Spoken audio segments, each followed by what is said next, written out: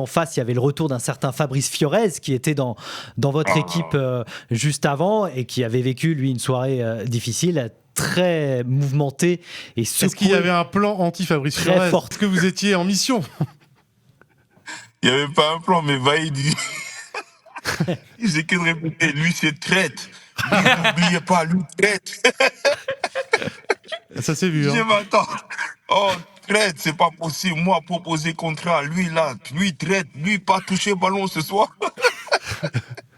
Mais il n'y avait pas un plan anti-Fiorez, mais en tout cas, je sais que ce match-là, Vaïd nous avait conditionné parce que justement, il y avait tout déjà DU qui était parti. Ouais. Mais dans un autre contexte, DU était parti, voilà, parce qu'il n'avait pas prolongé son contrat ou il n'avait pas trouvé d'accord avec le club. Et puis Fiorez à quelques minutes de la fin à quelques minutes de la fin du mercato, enfin un mois avant, il était devenu fou, parce que c'était son chouchou un peu, tu vois. Donc si tu veux, le contexte était ce qu'il était. Et puis les supporters, ils ont tellement mal pris qu'ils attendaient ce classico de pied ferme. Et tu l'as senti, je te jure, tu l'as senti le truc.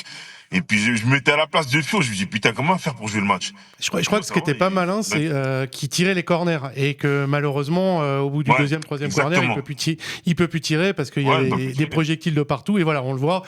Il y a des CRS qui se mettent devant lui pour lui permettre de tirer les corners. Dès qu'il touchait la balle corner, t'entendais une bronca, mais t'entendais un bruit sourd, c'était fou. C'est là que tu dis quand le parc, comme s'il se mettait à chanter et à gronder même, là ça faisait peur, je te jure.